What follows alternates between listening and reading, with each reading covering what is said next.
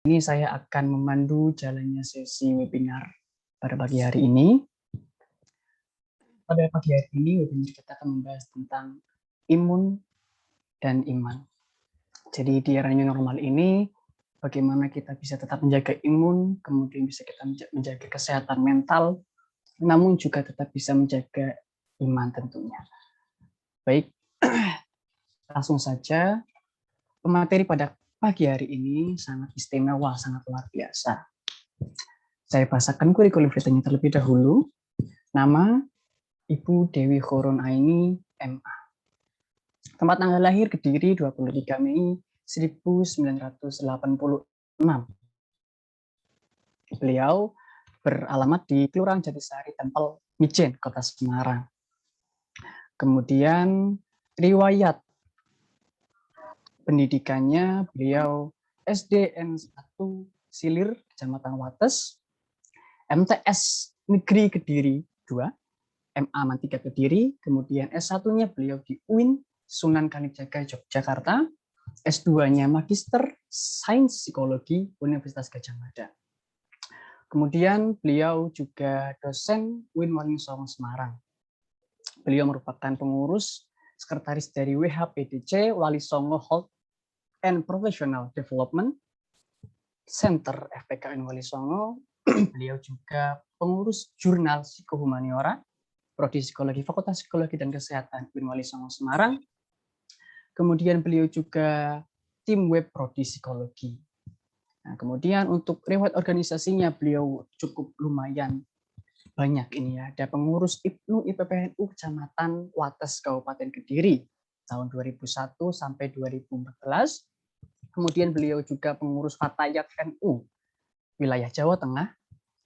Pengabdiannya mendampingi psikologi mahasiswa di Wisma 9 Bintang Tanjung Sari Ngalian Semarang. Kemudian pendampingan psikologis mahasiswa anak dan ibu-ibu di Dukuh Tempel RT 6 RW 4 Kecamatan Mijen Semarang. Baik, biar tidak lama-lama lagi, monggo Ibu Dewi Khurun Aini, waktu dan tempat dipersilahkan.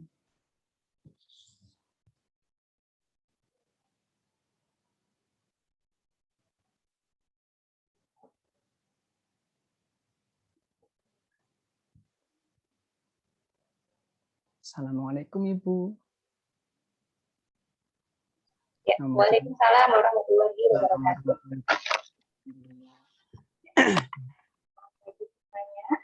Sehat Ibu nggih? Alhamdulillah. Alhamdulillah. Semoga saya sudah dijadikan host. Dalam host. Sudah bisa dijadikan host. Nggih, mangke cobi untuk operator bisa dijadikan host untuk Bu Dewi Khurun ini. Oke, mohon sebentar ya Bu ya. Sedang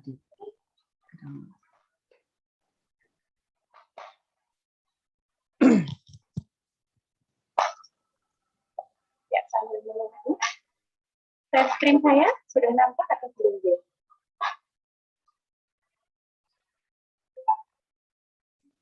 Nggih Bu, monggo. Ya, sudah nampak? Sudah tampak. Sudah tampak sampai. Suara saya sudah terdengar jelas? Terdengar jelas, alhamdulillah. Saya mulai.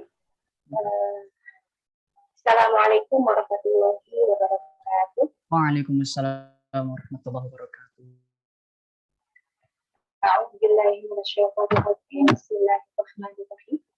Alhamdulillahirabbil alamin. Wa bihi nasta'inu 'ala umuri dunya waddin. Wassalatu wassalamu 'ala asyrofil anbiya'i wal mursalin sayyidina wa maulana Muhammadin. Rabbi shrah li sadri wa yassir li amri wahlul 'uqdatam min lisani yafqahu qawli. Raditu billahi rabba wa bil islami dina wa bi Muhammadin nabiyyan wa rasula. Rabbi zidni ilma warzuqni fahma wa ja'alni sholihin. Amma ba'd. Yang kami hormati,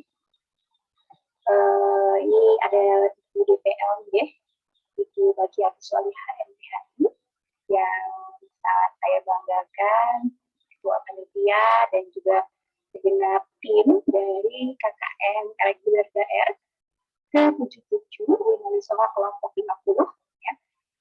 Alhamdulillah alhamdulillah pada kesempatan pagi hari ini kita semuanya diberikan kesempatan gitu ya untuk bersilaturahim meskipun secara virtual ya dalam webinar relasi agama dan juga kesehatan dengan tema cara menjaga imun dengan tetap menjaga iman di masa new normal. Ya, ini temanya sangat relate sekali gitu ya dengan kondisi saat ini gitu ya di masa pandemi, kemudian bagaimana kemudian nanti kita bisa bersikap di masa pandemi gitu ya yang terbaik seperti apa gitu. Dan alhamdulillah puji syukur ya kita semuanya alhamdulillah diberikan kesehatan, nikmat iman, Islam, dan juga tentunya masih tetap bisa diberi kesempatan untuk melakukan yang terbaik dalam kehidupan kita. Ya qaulina alhamdulillahirabbil Alamin. Salawat serta salam semoga tetap tercurahkan kepada junjungan kita Nabi Agung Muhammad Shallallahu Alaihi Wasallam yang mana kita nantikan syafaatnya kelak di yaumul qiyamah, dan mudah-mudahan kita semuanya diakui umat Rasulullah begitu ya. Kita berharap diakui dan juga kelak mendapatkan syafaatnya gitu ya, diberikan pertolongan ya qaulina Allahumma sholli ala sayyidina Muhammad wa ala ali sayyidina Muhammad. Ya. Baik, ini langsung saja, ini sifatnya nanti kita belajar bersama begitu ya. Saya di sini bukan berarti ketika kita di sini diminta untuk memberikan materi, belum tentu juga saya sudah bisa menerapkan ini secara maksimal. Intinya, ayo kita bersama-sama belajar, bersama-sama mempraktekkan ini, mengimplementasikan ya, sesedikit apapun yang kita ketahui, kita pahami, untuk kemudian diterapkan dalam kehidupan kita. Ya. Langsung ya untuk pembahasannya gitu ya. Kenapa sih di masa pandemi ini gitu ya? Ini beberapa hal yang terjadi gitu ya. Mengapa COVID-19 yang terjadi saat ini dapat memicu masalah kesehatan mental? Di antaranya alasan yang melatar belakanginya adalah karena adanya perubahan perilaku pola hidup, ya kan?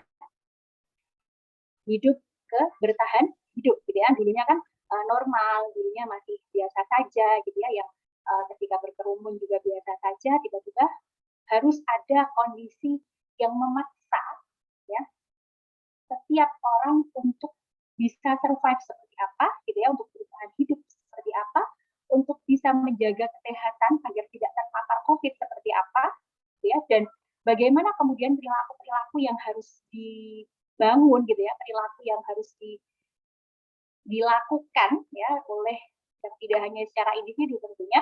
Jadi bagaimana kemudian bersama-sama menjadi satu habit community gitu ya, lebih kepada komunitas masyarakat untuk bisa benar-benar merealisasikan kesehatan ya.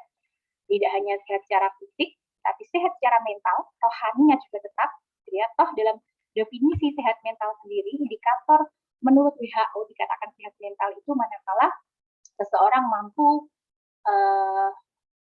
mengembangkan potensi-potensi yang dia miliki, kemudian yang kedua mampu menghadapi masalah yang menurut dia sebagai sebuah tekanan ataupun yang menjadi menekan dirinya, baik dari internal dirinya ataupun eksternal dirinya, dan yang ketiga mampu produktif dan bermanfaat. Nah, adanya perubahan di masa pandemi ini, gitu ya, mau tidak mau menuntut setiap individu sebagai bagian dari masyarakat untuk memiliki kesadaran, gitu ya, kesadaran untuk bagaimana mencari cara agar minimal dari dirinya sendiri juga sehat, bisa menjadi sebuah support system dalam sebuah lingkungan, agents of change gitu ya, dalam lingkungan perubahan ini bisa memberikan respon yang terbaik, yang tepat, yang sehat, agar tidak maladjustment atau tidak melakukan penyimpangan terhadap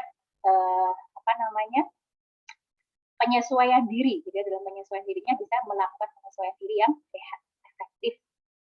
Nah, kembali lagi yang memicu masalah kesehatan mental di masa pandemi adanya ketakutan akan mengidap penyakit, terkena COVID, ya, dan baik itu diri sendiri ataupun orang terdekat. Kemudian adanya pembatasan secara sosial, manusia sebagai makhluk sosial, sehingga banyak yang merasa kesepian adanya perubahan ini, dan perasaan tidak pasti kapan pandemi ini akan berakhir, menimbulkan sebuah perasaan putus asa. Nah, Ini ada beberapa tips, 3 cara, 3 hal untuk mampu memberikan respon, ya, menyikapi di masa pandemi ini. Sekarang pun juga alhamdulillah sudah pada vaksin gitu ya. Jadi itu sudah, ya bukan berarti kemudian menyepelekan protokol kesehatan, ya, ini tetap gitu ya. Dan ini di sini berkaitan dengan bagaimana caranya, yang pertama dengan iman, imun, dan juga aman. Ini satu hal yang komplit, paket komplit yang harus secara ideal gitu ya diterapkan agar kita benar-benar bisa memberikan penyikapan terbaik, respon terbaik terhadap kondisi COVID ini atau masa pandemi. Iman, apa itu iman? Iman ini sebuah keyakinan, gitu ya, kepercayaan, beribadah sesuai dengan kepercayaan yang diyakini, dan meminta perlindungan kepada Tuhan Yang Maha Esa. Kalau aman, menerapkan protokol kesehatan, yang minimal menerapkan 3M, memakai masker, mencuci tangan, dan juga menjaga jarak. Sementara kalau imun, ini berolahraga secara teratur, mengelola stres, makan makanan yang sehat, minum vitamin, dan juga istirahat yang cukup. Tadi sudah kita bahas, ya, iman bagian dari keyakinan kepada Tuhan, dan tidak hanya pengakuan saja secara lisan, tetapi adanya pengamalan di dalam amaliyah perbuatan. Ya. Dan penilaian keimanan ini pastinya keyakinan dari masing-masing orang tidak ada yang tahu, gitu ya. Ada nggak yang misal mengetahui, oh tingkat keimanannya kuat, gitu ya? Ya bisa diantaranya dari indikator perilaku orangnya, akhlaknya, gitu ya. Tetapi yang paling mengetahui keimanan seseorang itu tetap Allah yang Maha Kuasa. Sementara kalau imun adalah sistem kekebalan sel-sel dan juga dari struktur biologis individu yang bertanggung jawab atas, ya, kekebalan tubuh kita, pertahanan diri individu pada organisme untuk melindungi tubuh dari pengaruh biologis luar dengan mengenali dan juga membunuh patogen yang merugikan bagi tubuh kita. Nah, agar dapat berfungsi dengan baik, sistem imun ini mengidentifikasi berbagai macam pengaruh biologis luar seperti infeksi, bakteri, virus, sampai juga parasit, serta menghancurkan zat-zat asing lain dan juga memusnahkan dari sel dan juga jaringan organisme yang sehat agar tetap berfungsi secara normal. Ini gambarannya, ya. Kalau tubuh yang sehat, ini dia ketika berhadapan dengan bukan makhluk, gitu ya, organisme kecil-kecil yang kita bisa melihatnya dengan mikroskop, gitu ya, itu dia akan mampu melindungi dari ancaman penyakit. Ya, bisa kita lihat ya di sini ya, banyak sekali bakteri, ada virus, ada kuman, gitu ya, ada polusi dan yang lain-lain. Nah, pertanyaannya adalah, benarkah pikiran positif dan juga hati gembira ini dapat meningkatkan sistem imun tubuh, gitu ya? Ini kan berarti ingin mengungkap, gitu ya. Dan dari segi para pakar kesehatan ini sepakat bahwa stres adalah sumber penyakit, gitu ya. Dan ketika seseorang mengalami stres, maka akan muncul banyak sekali masalah kesehatan, termasuk kesehatan di sini adalah kesehatan mental. Dan COVID-19 pun berpotensi berkembang lebih parah saat pasien mengalami stres. Ya. Karena itu masyarakat diimbau tetap berpikir positif dan bergembira di masa. Alasannya apa? Ya, alasannya adalah ketika individu itu bahagia, gitu ya, tubuh akan merilis hormon yang bisa menguatkan imun. Ya, ini saat kita dalam kondisi tenang, gitu ya, ini akan merilis hormon, ya, misal ada hormon dopamin, serotonin, relaksin, dan oksitosin. Hormon ini akan bisa merangsang tubuh memproduksi sel imun semakin lebih banyak.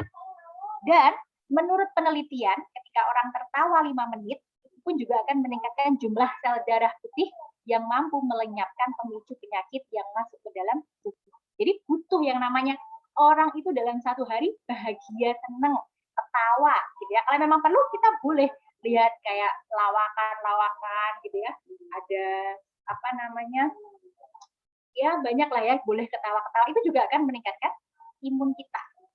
Ini secara alhamdulillah oleh Allah itu secara otomatis, gitu ya. Itu juga tanpa kita suruh, tetapi kalau kita mau mengkondisikan itu dengan cara yang baik gitu ya, insya Allah juga akan bisa benar-benar terwujud imunitasnya. Baik, ini coba saya akan memberikan satu ice breaking gitu ya, untuk biar tidak paneng ya. Mari ice breaking sebentar.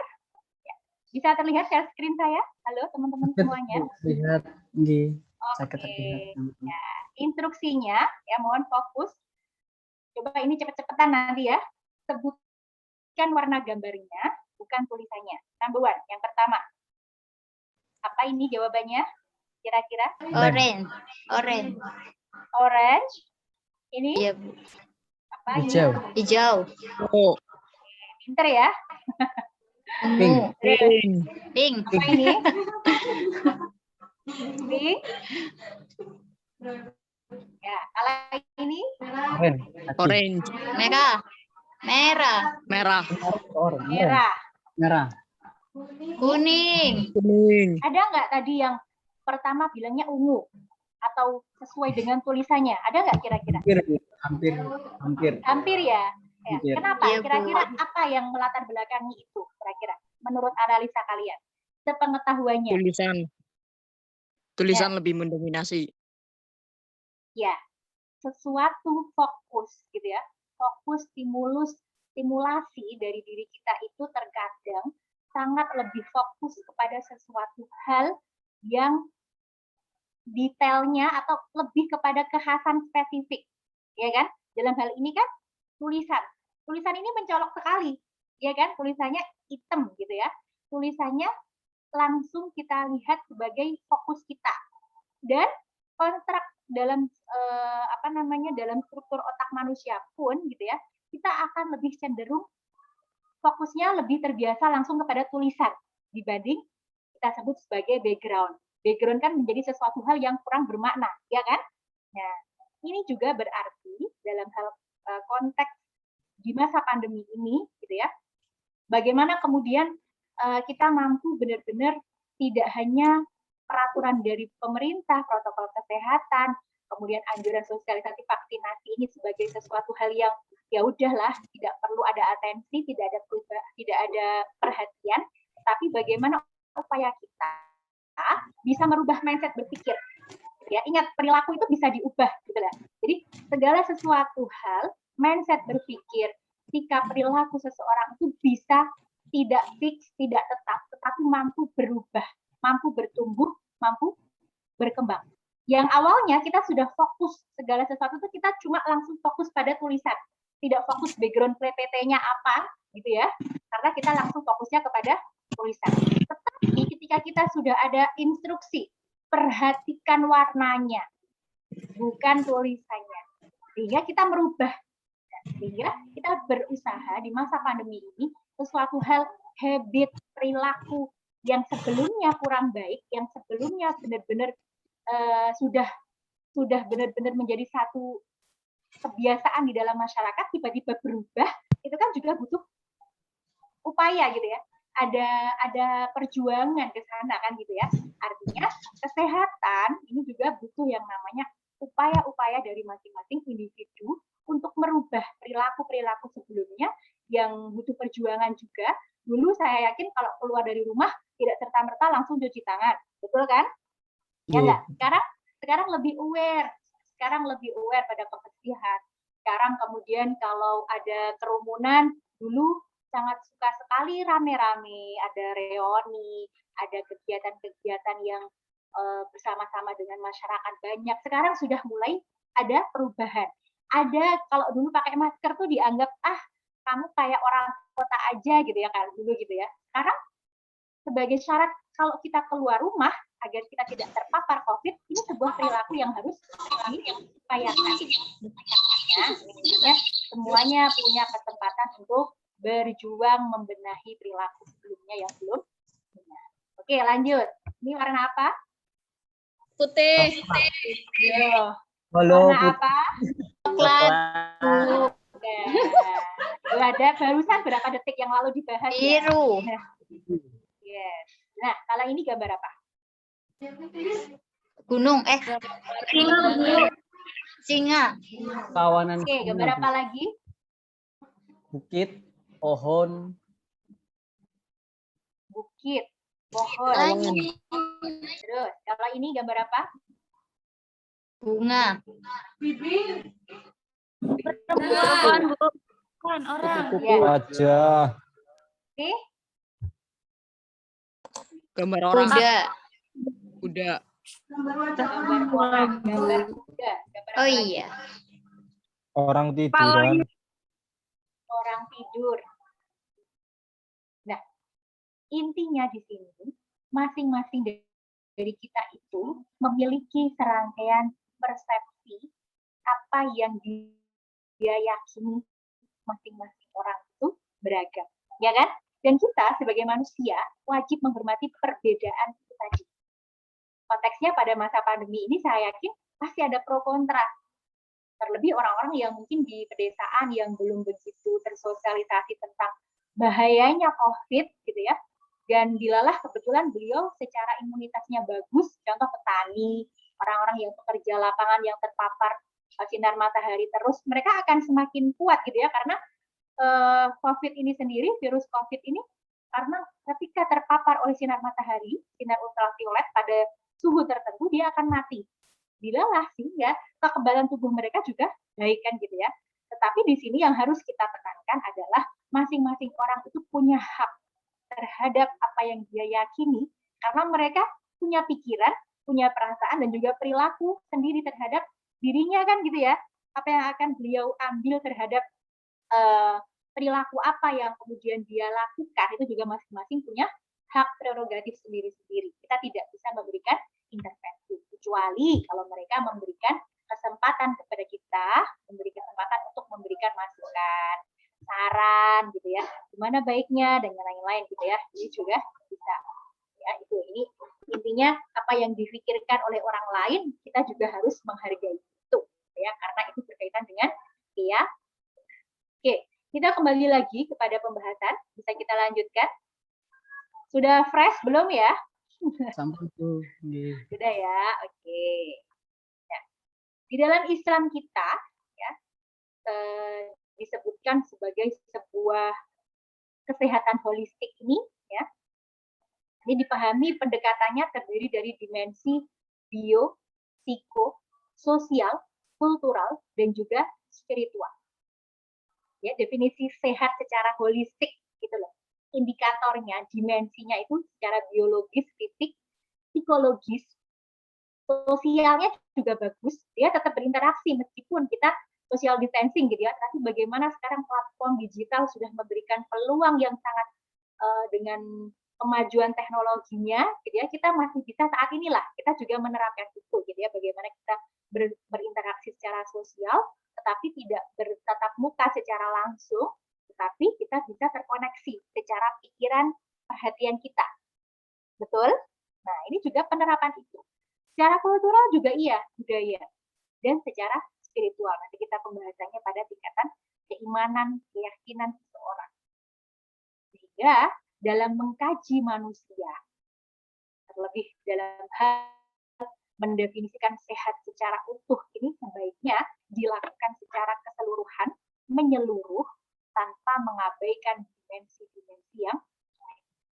Jadi kita bagaimana kemudian bisa menjadi orang yang benar-benar bijak, tidak berat sebelah pada ya sehat itu ya sehat fisik gitu ya, ataupun ya sehat itu ya sehat waras kejiwaannya. Sehat itu kalau dia tetap berinteraksi dengan orang lain, gitu ya. Sehat itu kalau diterima dalam sebuah komunitas budaya tertentu. Sehat itu manakala dia bisa beribadah secara spiritual, mampu memaknai kehidupan dia. Jadi tidak separuh-paruh, sepat-pat gitu ya. Tidak sebagian-bagian, tapi bagaimana itu tadi diupayakan bisa secara keseluruhan terwujud atau terrealisasi dengan baik. Tetapi memang butuh perjuangan. Ini ya, dan ini contoh dalam hal untuk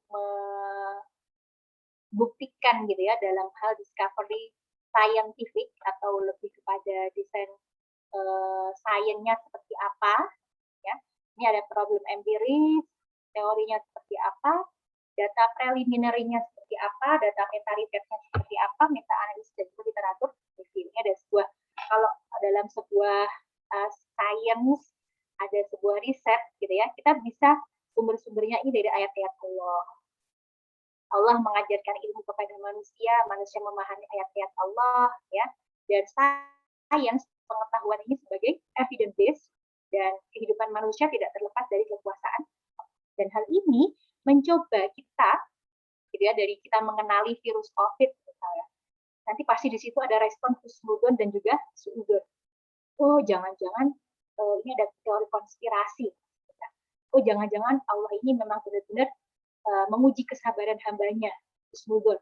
Dan di sini dia tabayun, berupaya untuk mencari titik temu penyelesaian problem yang dihadapi dengan memberikan sebuah alternatif solusi, diantaranya adalah dengan social distancing, bagaimana penemuan vaksin, ini berupaya pada tabayun ini, gitu ya, mengklarifikasi, ya, melakukan beberapa riset secara lebih lanjut, gitu ya, terkait bagaimana penanganan.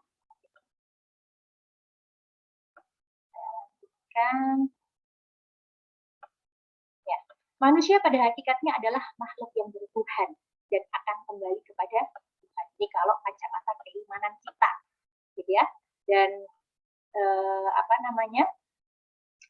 orang yang mengalami krisis ataupun distress problem menjadikan krisis tersebut itu sebagai daya pendorong untuk lebih kuat, bahagia, sehat fisik, psikis, sosial, dan juga spiritualnya. Ini kita sebut sebagai orang dengan memiliki kesehatan mental secara mistik. Ya, dia menunjukkan kebahagiaan. Secara fisik juga dia sehat, gitu ya, tidak adanya penyakit, disease tertentu, gitu ya. Secara psikis dia menunjukkan ekspresi wajahnya benar-benar bahagia. Nah, agama ini merupakan sebuah sistem yang mengatur kepercayaan dan juga peribadatan kepada Tuhan, kalau kaitannya dengan keimanan, gitu ya, serta kaidah yang berhubungan dengan budaya, pandangan dunia yang menghubungkan manusia dengan tatanan kehidupan. Nah, kalau pertanyaannya, ya, sejauh mana sih hubungan antara agama dengan kesehatan mental? Ternyata ini harus di cross check ulang sejauh mana keterlibatan seseorang ini terhadap agamanya, ini juga akan berpengaruh terhadap kesehatan mentalnya. Ya, termasuk di dalamnya seberapa sering dia mengikuti ritual agama, seberapa penting nilai-nilai agama di dalam kehidupan dia, dan motif alasan individu itu melakukan semuanya ini apakah benar-benar karena ajaran agama atau ada konflik tertentu, gitu ya. Dan dari agama ini kita mengajarkan tentang kepasrahan, ya, tentang bahwasanya ada pengakuan dalam diri makhluk manusia itu manusia makhluk lemah, gitu ya. Manusia itu sebagai hamba yang tidak mampu secara penuh terhadap dirinya karena ada la haula wala quwata illa billahil aliyil azim. Tidak ada daya dan upaya apapun, kekuatan apapun kalau Allah tidak berkehendak. Artinya di sini setiap apapun yang dilakukan oleh manusia itu ada peranan Tuhan, ya kan? Di dalam kepasrahan individu akan benar-benar sumeleh, ya bahasa kita, gitu ya, akan berserah diri setelah dia berusaha memasrahkan setiap urusan dia, setelah dia berikhtiar maksimal, setelah dia berdoa maksimal. Selebihnya apakah dia kemudian nanti sehat atau tidak, ini berkaitan juga dengan keimanan dia, tingkat kepasrahan diri dia kepada Allah. Jadi kaitannya, pendekatannya adalah agama, ya kan? Taruhlah saat ini, gitu ya, kalau semisal setelah dia berikhtiar maksimal, melakukan social distancing, melakukan protokol kesehatan dengan ketat, gitu ya, tidak abai, tetap memakai masker, menjaga kebersihan, menerapkan perilaku hidup bersih dan sehat, ya, biiznillah, insya Allah indikator yang ditunjukkan itu tadi akan, ya, memberi kalau sudah benar-benar diterapkan, gitu ya, diprediksi, gitu ya, prediksi yang akan diwujudkan adalah prediksinya dia akan sehat, ya kan? tidak terpapar COVID, tapi dalam hal ini konteksnya tidak hanya salah satu indikator keberhasilan dia dikatakan sehat dengan tidak terpapar COVID positif itu tidak hanya seperti itu. Karena dimensinya adalah bagaimana dia tidak kemudian cemas berkepanjangan, dia tetap survive tadi ya, dia tetap produktif, dia tetap mampu menjalankan peran dia di dalam kehidupan dia sehari-hari, dia tetap semangat ya. Di sini lebih kepada bagaimana kemudian perwujudan secara keseluruhan tadi. Fisik, psikologi, sosial dia cukup bagus, menjalankan peran tanggung jawab dia, ibadah dia, ubudiyah dia kepada Tuhan juga masih bagus, gitu ya. Lebihnya dia akan produktif dan juga bermanfaat. Ya. Dan dengan pendekatan agama, keimanan ini tadi, gitu ya, akan tumbuh kecenderungan berpikiran, berperasaan dan berperilaku yang normal, wajar, terpuji, tenang dan juga tentram. Sehingga tadi ya, ketika seseorang dari beberapa riset tadi, ketika seseorang dalam kondisi bahagia, dalam kondisi tenang, tubuh kita akan merilis beberapa hormon-hormon kebahagiaan, dopamin, serotonin, oksitosin tadi gitu ya, sehingga menimbulkan imun itu tadi, ya, kekebalan tubuhnya semakin kuat.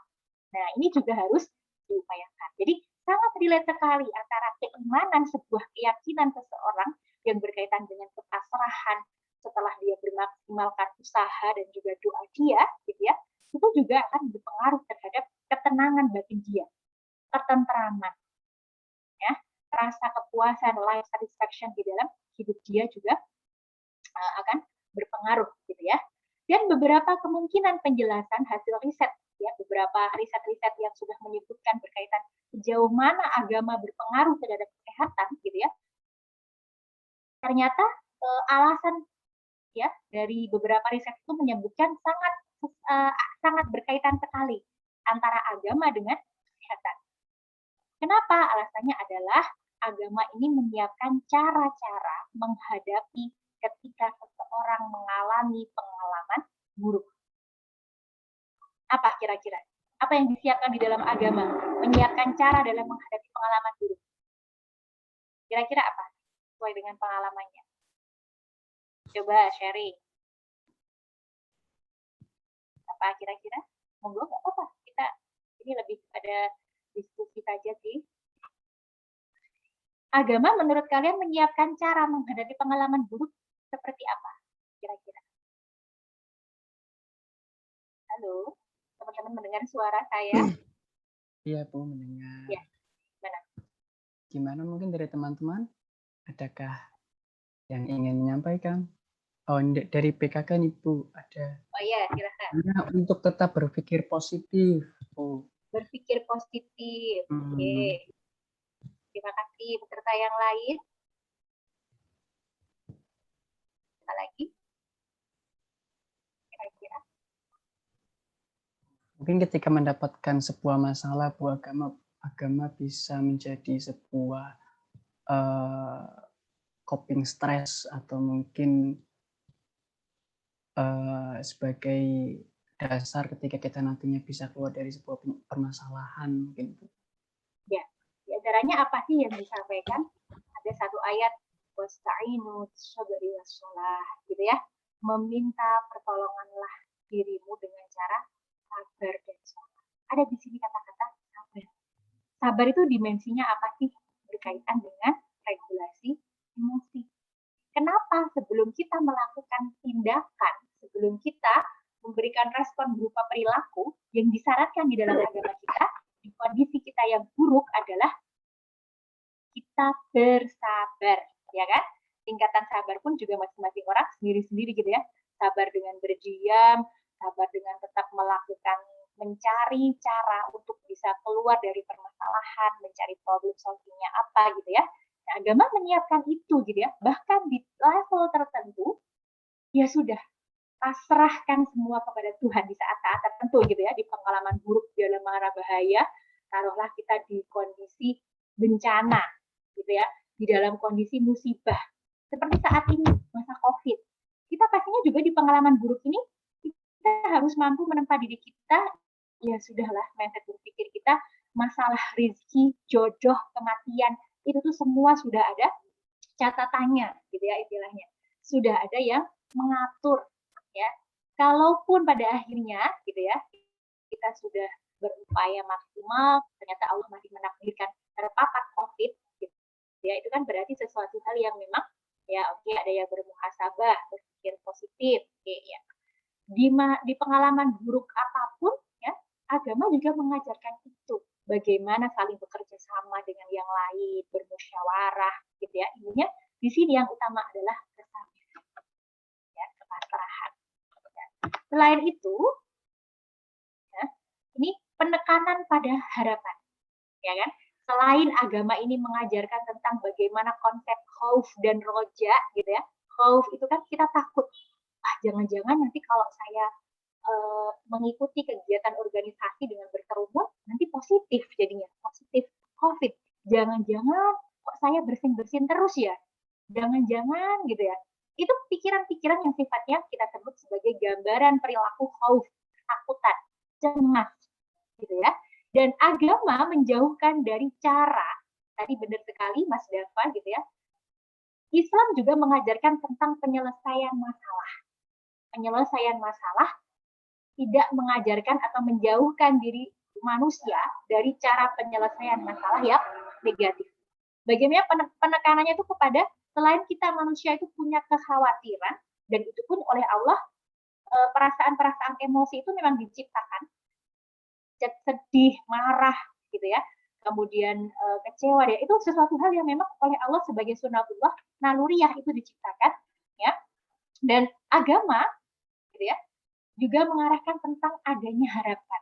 Kita masih punya Allah, kita masih punya harapan selagi, gitu ya, kita masih benar-benar mau mengupayakan protokol kesehatan dengan ketat, menjaga pola makan, nutrisinya gizi seimbang, gitu ya, bagaimana menciptakan mindset berpikir yang lebih positif, ya. Lah insya Allah, gitu kan. Kenapa kemudian kita bilangnya insya Allah orang tersebut akan terjaga? Ini berkaitan dengan keimanan. Yakin nggak dia, gitu ya, dengan bantuan vaksinasi misalnya, dengan bantuan dia tetap memakai masker sebagai sebuah ijtihad, gitu ya, upaya untuk berharap dia sembuh, berharap dia sehat, gitu ya. Ini juga seberapa tingkatan keimanan dari masing-masing individu, ya. Toh kita kalau tadi menurut ketua panitia menyampaikan bahwa segala sesuatu itu berkaitan dengan apa yang diyakini. Obat, gitu ya, contoh, kalau seseorang nggak yakin, padahal dia sudah beli obat di apotek, dia sakit kepala, dia beli obat di apotek sesuai dengan rekomendasi apotekernya, dia beli. Tetapi dalam diri dia nggak yakin, ini obatnya kayaknya nggak manjur deh. Tetapi dia tetap minum. Apa yang terjadi? Bisa jadi apa yang dia yakini ini juga terrealisasi. Benar, nggak manjur, dia tetap pusing. Tetapi ketika dia sudah punya keyakinan, ya, bismillah misal, ada pendekatan secara spiritual, gitu ya, ketika sakit tertentu dia doa-doa khusus, gitu ya, kemudian ditiupkan ke dalam sebuah air mineral, kemudian kita doakan, bismillah, dia yakin dia akan sembuh perantaraan air ini, oleh Allah diberikan kesembuhan, insya Allah juga akan sembuh. Jadi keimanan inilah yang kemudian harus benar-benar dari mindset berpikir, perasaan dia, dan juga akan mempengaruhi sikap dan perilaku dari. Dan dari beberapa hasil riset terbukti bahwasanya orang yang mempraktikkan ajaran agamanya ini akan lebih cepat dalam hal recovery dari depresi.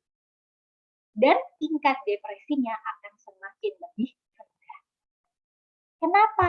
Tadi konsep tentang kepasrahan, penyerahan diri setelah kita memaksimalkan usaha dan doa, gitu ya, sehingga lebih cepat ketika dia recovery dari masa tekanan psikologis.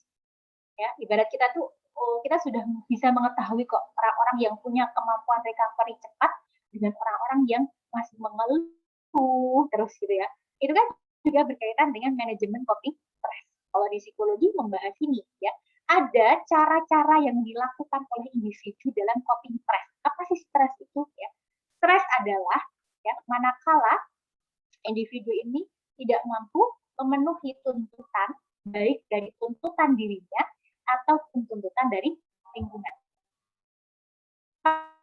Ya, masing-masing dari kita itu punya yang namanya ideal self, ya, real self, ya. Ada juga dari lingkungan seperti apa, tuntutan apa. Idealnya mungkin kamu punya dalam segi apa namanya di masing-masing individu, begitu ya, punya cita-cita. Oh, saya itu harusnya seperti ini, ya. Pastinya dia akan memiliki beberapa hal keinginan-keinginan yang seperti itu, gitu ya.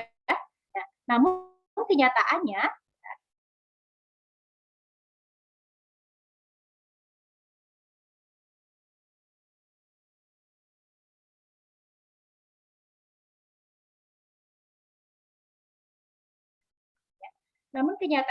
gitu ya bisa jadi apa yang di-ideal self-kan gitu ya dengan realita yang terjadi dalam kehidupan sehari-hari itu tidak match atau ada kesenjangan ya.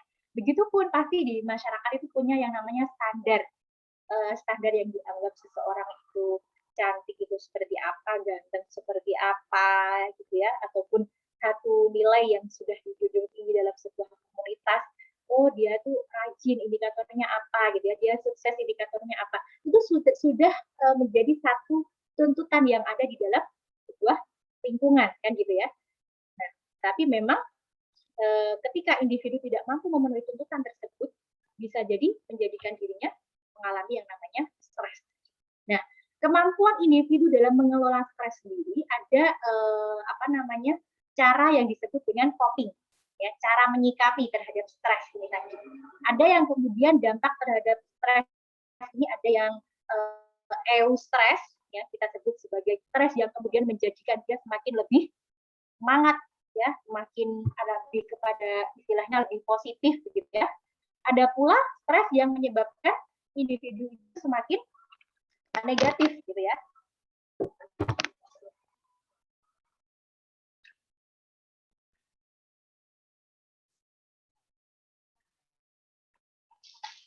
Ya, artinya gitu ya, dari masing-masing individu itu saya yakin punya yang namanya manajemen coping stress sendiri-sendiri gitu ya.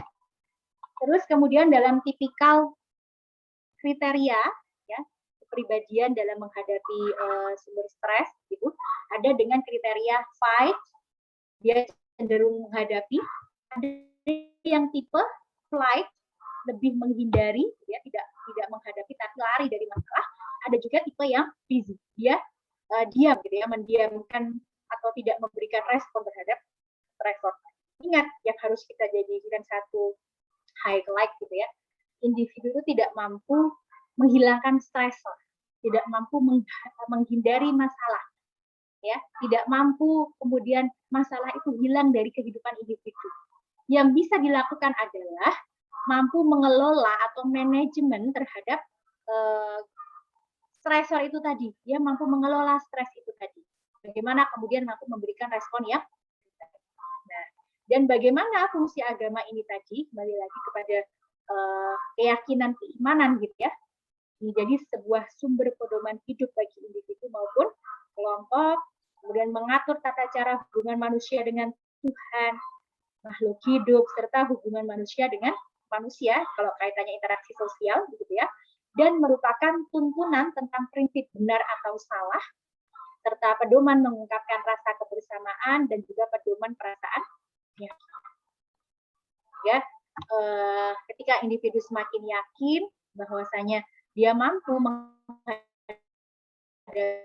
kondisi di masa ini, pastinya dia akan berupaya secara maksimal untuk cara-cara yang seperti apa agar dia bisa benar-benar sehat. Nah, konteks pandemi ya, kalau seseorang yang apa namanya ada pendekatan secara religiusitasnya, gitu ya, hadirnya pandemi ini merupakan ketetapan dan juga takdir Allah. Namun manusia memiliki daya dan kuasa untuk merespon dan mengambil tindakan menghadapi hadirnya wabah ini. Dan manusia memiliki daya untuk membaca apa itu virus tadi ya, kalau dari beberapa riset tadi gitu ya, membaca, mempelajari kondisi virus ini seperti apa sih, kan gitu ya.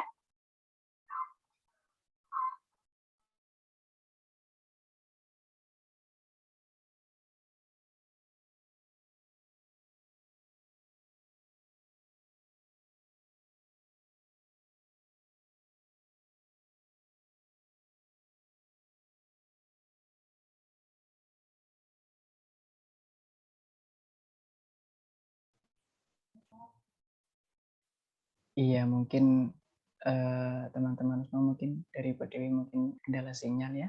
Mohon ditunggu sebentar.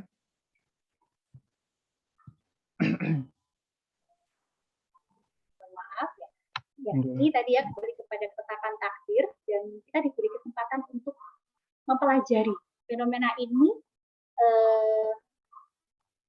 terjadi seperti apa gitu ya, dan untuk membaca, belajar ya, mampu bagaimana sih mengetahui dari ciri-ciri virusnya, kekuatan dan kelemahannya seperti apa, dan selanjutnya merancang cara menghentikan penyebaran dan juga cara untuk menanggulanginya seperti apa. Ya, dari sini akan benar-benar menuntun individu gitu ya, dari manusia itu sendiri untuk semakin belajar. Oh iya ya, banyak insight kok dari masa pandemi 2 tahun ini, banyak sekali pembelajaran hidup yang bisa kita peroleh ya. Di antaranya gitu ya, bisa jadi dulu keluarganya belum begitu bersih dengan baik, ketika di masa pandemi semakin tahu, oh iya ya, ternyata tugas PR anak sekolah itu ABCD banyak gitu ya, semakin mengetahui. Dan kita punya satu keyakinan gitu ya, bahwasanya jalan hidup manusia itu dalam cara pandang ini merentang pola takdir, ikhtiar, tawakal, takdir, ikhtiar, tawakal, dan seterusnya. Dan pada akhirnya keyakinan-keyakinan dari individu ini nantinya akan berpengaruh terhadap respon perasaan individu, respon perilaku individu, dan pastinya berpengaruh juga terhadap imunitas kita. Kalau takdir, ikhtiar, tawakal ini kan berkaitan dengan sesuatu hal yang sifatnya kapasitas kita sebagai hamba gitu ya, yang bisa dilakukan gitu ya, berkaitan dengan spiritual dan lain-lain gitu ya. Tapi manakala spiritual ini akan mendatangkan sebuah ketenangan dan juga kebahagiaan pada individu, maka akan menghantarkan kepada kebahagiaan tadi. Dia bahagia, dia tenang, hingga akan merilis hormon-hormon kebahagiaan yang akan berpengaruh terhadap kekebalan tubuh individu itu sendiri. Oke. Nah, apapun pemaknaan apa yang diyakini oleh individu gitu ya, kita harus tahu bahwasanya apa yang diberikan terhadap bencana ini terjadi gitu ya, kita mampu mengambil hikmah untuk kebaikan dan juga perbaikan baik pada level individu maupun pada level sosial. Dan bencana harusnya memantik kesadaran diri individu untuk senantiasa introspeksi, merenungi dan juga merefleksi diri untuk selanjutnya perbaikan-perbaikan ini dilakukan terhadap segala kesilapan dan juga kesalahan. Dan bencana menjadi momen kesadaran manusia bahwa semua orang dibutuhkan kontribusi dan kerjasamanya untuk bisa mengatasi segala kesulitan dan juga kekacauan ini, sehingga membuahkan kesatuan dan juga persaudaraan manusia. Dan harapan terakhirnya adalah meskipun kita dalam kondisi pandemi, kita berharap menjadi sebuah berkah. Apa sih berkah itu? Berkah atau istilahnya barokah. Barokah itu ziyadatul khair. Semakin bertambahnya kebaikan dalam diri individu. Artinya, harapannya, sebelum dan sesudah kita sudah tertempa di masa pandemi ini, harapannya kita sudah bisa menjadi individu baru gitu ya, manusia dengan wajah baru dalam artian lebih kepada perilaku, sikap, kematangan, kedewasaan di dalam hidup. Kita semakin lebih wise gitu ya, bijak dalam menyikapi fenomena kehidupan kita, ya, fenomena apapun dalam kehidupan kita bisa semakin lebih bijak dalam menyikapi. Jadi kita berharap kondisi pandemi ini bisa menjadi sebuah berkah.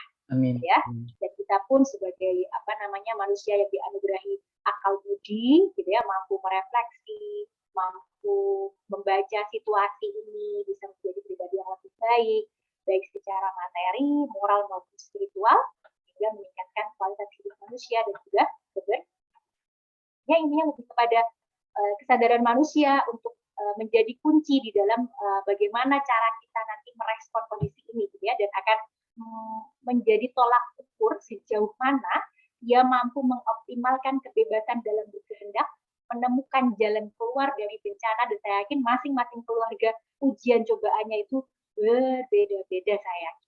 Ada yang kemudian diuji dari segi ekonominya gitu ya, yang dulu penghasilannya ada banyak sekali loh pebisnis yang mengalami bangkrut gitu ya, banyak yang gulung tikar, ada yang PHK, meningkatnya kekerasan domestik gitu ya, dan itu juga memicu depresi juga saya yakin. Kalau misal tidak disikapi dengan cara keimanan tadi ya, tidak direspon pendekatan secara agama bahwasanya ada kepasrahan ini tadi. Ada ketika kita dalam kondisi ketakutan, merasa sudah putus asa, kembali kepada agama. Kita yakin Allah pasti memberikan pertolongan. Gitu ya. Itu juga berkaitan dengan sebuah inner potensi yang dimiliki oleh individu untuk di saat dia putus asa, di saat sudah tidak ada jalan keluar, gitu ya, boleh kok kita masih punya Allah. Bahasa kita itu satu jargon dalam diri kita, gitu ya, memantapkan diri kita sabar, gitu ya, Allah boten sare, Allah pasti akan memberikan jalan keluar di setiap masalah yang kita hadapi. Dan bencana apapun, gitu ya, ataupun ujian atau pencobaan apapun, gitu ya, kita berharap tetap terus berikhtiar, tawakal, ya, memasrahkan segalanya kepada Tuhan yang Maha Kuasa, dan harapannya mampu mewujudkan kebijaksanaan di dalam hidup kita. Jadi tadi sudah. Nah, pentingnya menjaga kesehatan mental. Tadi sudah saya sampaikan, banyak sekali meningkat depresi dan gangguan kecemasan. Ya. Nah, ini caranya bagaimana? Tadi sudah ya, tetap berusaha memperhatikan kegiatan bersosialisasi walaupun dengan media yang melalui digital, gitu ya, tadi juga mengenali emosi kita. Oke. Nah, kalau berbicara tentang emosi, gitu ya, bagaimana sih cara mengelola atau meregulasi emosi? Ya? Bagaimana memahami kesehatan mental dan juga manajemen stres? Ingat, kesehatan mental ini sebuah upaya proses belajar yang berkesinambungan, gitu ya. Tidak kemudian bim salabim dia sehat, bim salabim dia bisa menjadi orang yang tenang, sejahtera, ya. Artinya tadi kembali lagi kepada butuh perjuangan, butuh sebuah komitmen, kedisiplinan dalam diri individu itu untuk berkomitmen, ada kemauan, kesanggupan untuk tetap melakukan upaya-upaya agar dia bisa sehat secara holistik tadi. Ya. Dan contoh tadi stres ya, problem kesehatan mental yang paling umum yang dialami pada masa pandemi ini, tadi kalau dikatakan dengan pendekatan sains gitu ya, stres ternyata ya, yang tidak dikelola dengan baik dapat menimbulkan emosi negatif dan memicu berbagai reaksi fisiologis atau bahkan penyakit. Emosi negatif mengaktifkan amigdala yang dekat dengan kelenjar pituitari ini dan hipotalamus yang berperan dalam sistem endokrin. Nah, ketika kita negatif thinking, tidak yakin bahwasanya pandemi ini adalah sesuatu hal yang memang oleh Allah dikehendaki untuk menguji hambanya, siapa yang mampu menghadapi ini dengan perilaku sikap yang positif, gitu ya, ini pun juga akan berpengaruh terhadap sistem. Ya, kalau bahasa kita ada namanya neuroscience, gitu ya, di sistem syaraf kita juga akan berpengaruh, ya, di beberapa kondisi brain kita, ya, otak kita juga akan berpengaruh. Di sini sudah ada tugas-tugasnya masing-masing yang berkaitan dengan mempengaruhi kemarahan, berpengaruh terhadap pembelajaran dan memori, gitu ya, berpengaruh terhadap kemarahan, ketenangan, gitu ya, dan emosi negatif ini yang akan mengaktifkan ini tadi, sehingga berpengaruh imunitas tubuhnya akan semakin menurun. Ya, maka benar-benar iman itu, keyakinan itu juga akan berpengaruh terhadap kesehatan individu. Nah, ketiga tips mengontrol stres, diantaranya gerakan tubuh, lakukan kegiatan fisik. Kalau memang kondisinya lagi mager, ya udah gerak aja, dipaksa, gitu ya. Penuhi kebutuhan nutrisi tubuh, ekspresikan emosi dengan seimbang. Ya. Dan perlu ya ada fungsi dari emosi ini diperlukan untuk adaptasi dan bertahan hidup, regulasi, dan juga komunikasi. Kita bisa mengetahui orang lain, gitu ya. Oh, dia lagi sedih kok. Saya bisa benar-benar menghargai itu, ya. Dan sehat emosional, indikatornya adalah individu tidak memendam emosi, bisa mengendalikan diri, individu merespon, bukan bereaksi, reaktif, gitu ya. Membuat pilihan yang tepat meski dalam situasi yang sulit, serta bisa mengenal emosi diri dan juga orang lain. Itu dikatakan sebagai sehat emosional. Oke. Dan cara yang bisa dilakukan, ya, untuk memulihkan kesejahteraan emosional ini diantaranya dengan strategi coping, religious coping. Oke, tadi belum saya sampaikan. Jadi ada coping stres itu dengan cara manajemen fokus copingnya itu ada manajemen fokus coping, gitu ya, atau problem fokus coping yang pertama dengan dia berfokus pada masalah, yang kedua emotion fokus coping dengan berfokus kepada emosi, dan juga religious coping stress atau spiritual coping stress. Bagaimana pendekatan dia itu kepada pendekatan agama, keimanan, ya dia kembali lagi mengupgrade tujuan hidup dia apa, ya itu juga bisa menjadi sebuah coping. Nah, bisa pula dengan membentuk resiliensi, ya kemampuan untuk memulihkan kesejahteraan psikologis setelah mengalami kondisi yang menekan, gitu ya, dan butuh adaptif, ya butuh membangun hubungan keluarga, keyakinan keagamaan keluarga serta terbentuknya ketahanan, ya. Nah, kemudian bentuk realisasi atau implementasinya seperti apa, ya bisa dengan cara melakukan meditasi self care, ya bisa sholat, zikir, bisa relaksasi, kita mengatur pernapasan kita, menyadari bahwasanya Allah itu maha kuasa terhadap diri kita. COVID mengajarkan kita untuk tidak sombong, bahwasanya sekuat apapun kita, ternyata dengan makhluk yang kecil lemah saja kita kalah, ya kan? Dia mengajarkan kita itu tidak punya kekuatan apapun kalau Allah tidak berkehendak, gitu ya. Sehingga jangan sombong, semakin bertakwa kepada Allah, beribadah dengan ikhlas dan mengingat olah rasa, olah pikir, dan meminimalkan, ya bisa menjadi sebuah tips juga. Oke.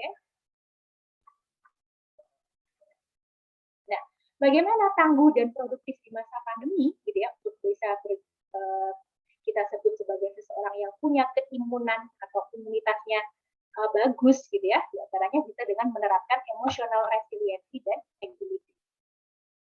Bagaimana membangun ketahanan emosi, bisa semakin aware pada perubahan dan mau beradaptasi.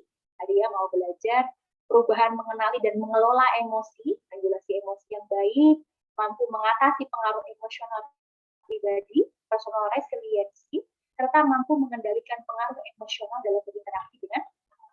Dan bagaimana menjadi pribadi yang memiliki ketahanan emosional? Modal utamanya adalah penghargaan terhadap diri kita, kontrol diri yang baik, kendali atas mood, dan keterampilan yang perlu dikembangkan adalah emotional agility dan juga kemampuan penyelesaian masalah. Sehingga hasilnya adalah sebuah energi kita bisa menghadapi penyakit, gitu ya. Antibodi kita terproduksi dengan baik, gitu ya. Manajemen diri yang baik dan juga produk. Apa sih yang bisa dilakukan untuk membentuk emotional agility ini? Dan apakah emotional agility ini, gitu ya? Emotional agility adalah kemampuan merespon situasi sehari-hari dengan kondisi emosional yang terjadi. Di antaranya dengan fokus pada saat ini, ya, kita nikmati saja setiap aktivitas yang sudah kita lakukan, kita hadir penuh sadar utuh di sini saat ini, apa yang sudah kita kerjakan. Ini berlatih. Fokus ini harus dilatih. Sehingga akan menjadikan kita orang-orang yang punya emotional agility. Senjata utama saat Anda memunculkan reaksi emosional. Ya udah, kita fokus aja. Sehingga kita paham betul, observasi masalah, oke, kita berikan solusinya ini. Dia kan akan berpikir sangat cepat kan gitu. Kalau dia fokus, dia akan mampu memberikan sebuah penyelesaian, ya, problem solving yang cepat juga. Tapi kalau dia nggak fokus, ya nggak secepatnya. Jadi ya contoh, kenapa kemudian ketika kita mengerjakan, ini konteksnya pada mahasiswa, gitu ya, kalau masih lama pekerjaannya itu, tugas-tugasnya itu, masih 2 minggu lagi kok. Tapi ketika sudah deadline, H-1, muncul semuanya. Kenapa? Karena kamu sudah memfokuskan. Saya harus selesai. Saya mentarget harus selesai. Ini loh, kita tuh butuh yang namanya fokus. Kalau terlalu banyak iklan, ya nggak jadi-jadi, nggak produktif kan, ya. Dan menghidupkan momen bahagia kita, serta mengendalikan tombol panah. Menghidupkan momen bahagia itu artinya merasakan dan memunculkan kembali pengalaman-pengalaman yang menyenangkan agar membentuk pikiran yang positif, ya. Jadi misal kalau kamu dalam kondisi nggak senang, ingat Allah itu juga banyak sekali kok memberikan rezeki yang lain, anugerah yang lain kok. Bahkan gitu ya, di dalam surat Ar-Rahman sendiri, ya, bagi ayyi ala rabbikum tukadziban, sudah berapa banyak rezeki Allah yang kita tidak mampu menghitungnya, ya, gitu kan? Dan kita kalau menghitung tidak akan bisa. Maka kalau kita diuji dengan kesedihan, masalah, musibah, ya udahlah kita bisa memunculkan momen kebahagiaan yang lain. Karakter kita ya, lebih pada fokus kepada kekuatan diri kita apa sih yang bisa kita lakukan. Sehingga kita tidak fokusnya kepada yang negatif saja, nggak nyamannya saja, tapi juga mengingat dulu pernah yang nyaman kan. Ya. Kemudian mampu mengendalikan tombol panas mengenai situasi yang cenderung kita respon secara emosional, lalu menentukan bagaimana harus. Nah, pastilah dari diri kita itu punya yang namanya masa-masa di mana kita merasa seolah kita itu tersinggungan gitu ya, sumbu pendek, marah, gampang terpancing amarah gitu ya. Itu di masa-masa kita harus paham, mengenali diri kita kapan kita seolah punya tombol panas. Ya, tersinggungan di saat mana, kapan, kalau ditanya kapan selesai, kapan wisuda, mana nih pasangannya, ini langsung reaksinya ya langsung emosi, ini tombol panas gitu ya ciri-cirinya. Jadi kita harus mengenali itu dan kendalikanlah tombol panas itu, jangan cepat reaktif gitu ya. Kemudian bisa juga untuk bisa fokus ya here and now ya di sini saat ini, sadar penuh sadar tutup tadi, bisa dengan atur nafas, lepaskan tegangan fisik kita biar bisa relax, kosongkan pikiran dari segala hal yang mengganggu, mendistraksi kita. Pusatkan kesadaran pada tubuh, ya, tarik dan buang nafas bergantian selama 4 hitungan, ini latihan pernafasan gitu ya, dan bentuk perasaan baru dan katakan dalam hati kita, sekarang saya merasa bahagia gitu ya, merasa senang, bangga gitu ya, maupun merasa bersyukur, itu juga diungkapkan. Nah, mindfulness sendiri dalam Islam, diantaranya kita sebut sebagai muraqabah, suatu kondisi di mana seseorang itu sangat waspada, memiliki self-awareness bahwa dirinya terhubung penuh dengan Allah melalui hati, pikiran, dan tubuh. Ini juga berkaitan dengan keimanan, ya kan? Yakin tadi pasrahan, dia yakin Allah yang maha mengobati, Allah yang maha menyembuhkan, Allah yang akan senantiasa menjaga kita, itu pun juga akan berpengaruh terhadap kesehatan kita. Nah, melatih mindfulness, ya, ritual ala Al-Ghazali dengan cara berdoa kepada Allah, zikir, mengingat Allah, Allah bidzikrillah tatma'innul qulub gitu ya. Dengan mengingat Allah, hati seseorang akan menjadi tenang. Bisa juga dengan qiraah, membaca Al-Qur'an, angen-angen sak maknane gitu ya. Dan berkontemplasi, merenung, merefleksi juga bisa menjadi satu cara yang kita lakukan. Nah, tadi sudah saya sampaikan ya, topik stres, hubungan sosial, keterampilan problem solving. Dari topik tadi sudah ya, bagaimana ada coping problem focus coping, emotion focus coping, dan juga spiritual focus. Nah, ini jadilah orang yang sabar dan jadikanlah sabar dan sholat sebagai penolongmu, dan sesungguhnya hal itu sangat berat.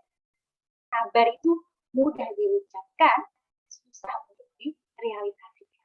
Tetapi asal ada kemauan yang kuat dari individu untuk mau ya menjalankan itu di saat dia ditempa masalah, insya Allah ya dia akan termasuk golongan orang yang beruntung, orang yang kita sebut sebagai orang yang kelak gitu ya, mendapatkan buah dari kesabarannya gitu ya. Dan innal ladzina qalu rabbuna Allah tsumma istaqamu tatanazzalu alaihimul malaikatu alla takhafu wa la tahzanu wa abshiru bil jannati allati kuntum tu'adun ya. Tuhan Allah itu sudah memberikan cobaan itu untuk meneguhkan pendirian mereka. Mereka istiqomah enggak? Ada loh yang goyah banyak sekali gitu ya, yang tadinya dia Islamnya kuat, gara-gara ditempa ekonominya, dia kemudian menghalalkan segala cara untuk bisa menutupi. Banyak, ya kan? Ini berkaitan dengan keimanan, gitu ya. Dan di sini, di dalam ayat ini disampaikan, jangan takut, jangan sedih, gembiralah dengan surga Allah kelak jika kita bisa benar-benar menyikapi masa ini dengan cara yang benar-benar terbaik, gitu ya. Dan kita yakin bahwasanya walana baruannakum bisyai'in minal khawfi wal ju'i wa naqsin minal amwali wal anfusi was samarat wa basyirus sabirin, gitu ya. Allah tuh mencoba dari diri manusia itu takut, lapar, kekurangan harta, ya, jiwa, buah-buahan, dan berikanlah berita gembira kepada orang-orang yang sabar. Kembali lagi, sabar, sabar, gitu ya. Dan ma asaba min musibatin fil ardh wala fi anfusikum illa fi kitab, gitu ya. Tiada suatu bencana pun yang menimpa di bumi ini, tidak pula pada diri kita, ada sabaran, cemas, gitu ya, kadang ngeluh, kadang stres, gitu ya. Ini sesuatu hal yang memang oleh Allah, ya, ini sudah tertulis di Lauhul Mahfuz. Dan apapun itu tidak menjadi sesuatu yang berat bagi Allah. Kalaupun saat ini kita berdoa, ya Allah, semoga pandemi secepatnya berakhir, pun fayakun, kalau Allah berkehendak hilang di muka bumi ini, hilang, musnah, gitu kan. Tidak ada yang sulit bagi Allah, gitu ya. Yang penting kita yakin bahwasanya apapun yang Allah berikan kepada diri kita itu adalah terbaik untuk kita taati.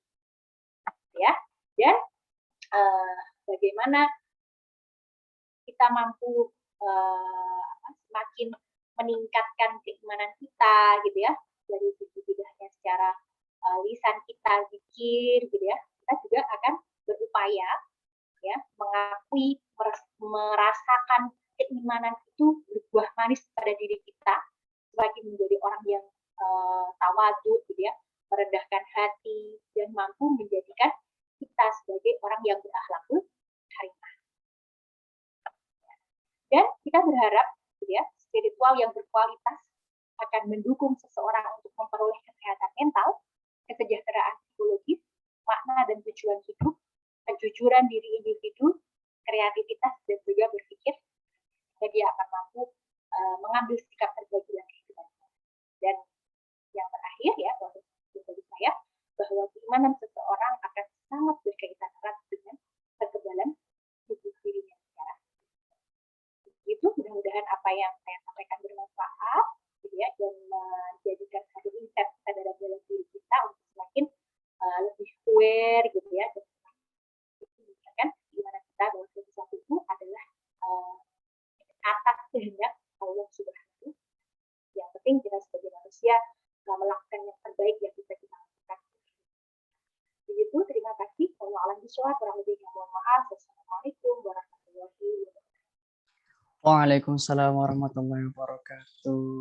Subhanahu wa ta'ala. Waalaikumsalam warahmatullahi wabarakatuh. Yang sangat luar biasa dari materi kita, Bu Dewi. Baik, selanjutnya kita akan masuki sesi pertanyaan. Sebelumnya saya ini, belum, sudah ada yang bertanya ini, Bu, sepertinya. Silakan Mas Fajri ingin bertanya, monggo kalau bisa dengan on cam dan voice silakan, tapi kalau tidak bisa dengan chat bisa tidak apa-apa. Monggo Mas Fajri. Saya buka 3 pertanyaan pertama, monggo untuk peserta. Barangkali ada yang bertanya, silakan.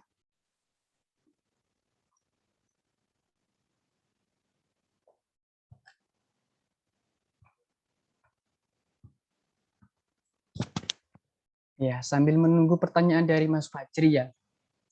Saya punya satu pertanyaan itu ya, tadi terkait dengan sehat secara emosional. Jadi tadi kan dibahas ada 5 poin ya, terkait tidak memendam emosi dan bisa mengendalikan diri dan lain-lain. Apakah ketika manusia pribadi itu salah satunya tidak ada dari kelima itu, apa emosionalnya itu dibilang tidak sehat? Atau terkadang kan manusia memiliki ya, mungkin hanya 4 atau hanya 3 atau bahkan hanya 1 di antara 5 poin tersebut. Itu bagaimana kita membiasakannya, mungkin bagaimana kita membiasakan untuk bisa mengenal emosi diri sendiri maupun tidak memendam emosi. Itu mungkin pertanyaan dari saya. Monggo yang lain mungkin ada pertanyaan, silakan Mas Fajri.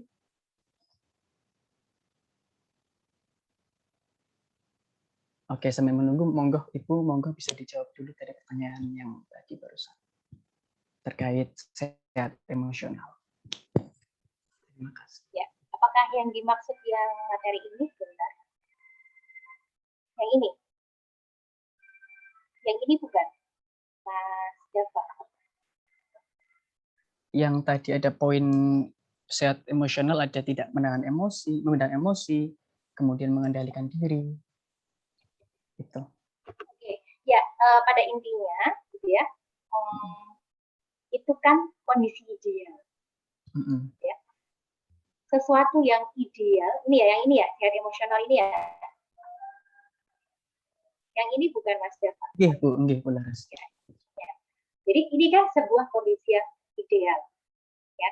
Ideal, suatu hal yang standarnya dikatakan sehat emosional, bisa mengenal emosi diri, mampu memahami emosi orang lain juga, tidak memendam emosi, bisa mengendalikan diri, merespon, bukan bereaksi, serta membuat pilihan tepat di setiap situasi. Nah, apakah kemudian kalau dari kelima ini tadi berkurang dua, dia bisa mengendalikan emosi tapi tidak mampu memendam emosi, tidak mampu mengendalikan diri. Nah, artinya kelima hal ini indikator sehat emosional yang ya kondisi yang sangat ideal. Tetapi kita yakin, gitu ya, dari masing-masing individu itu saya yakin ya pasti ada pada level-level tertentu dia juga akan berupaya menuju kelima hal ini, kan gitu ya. Kalaupun enggak, berarti kan ada satu masalah.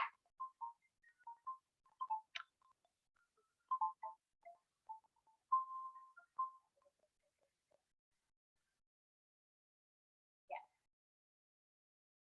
Jadi, misal kalau semisal dari kelima ini, gitu ya, tidak mampu terrealisasi atau tidak dimiliki oleh individu, ya berarti dia berupaya untuk kemudian bagaimana agar saya tidak sampai kepada kondisi yang sebentar ini tuh ada jauh.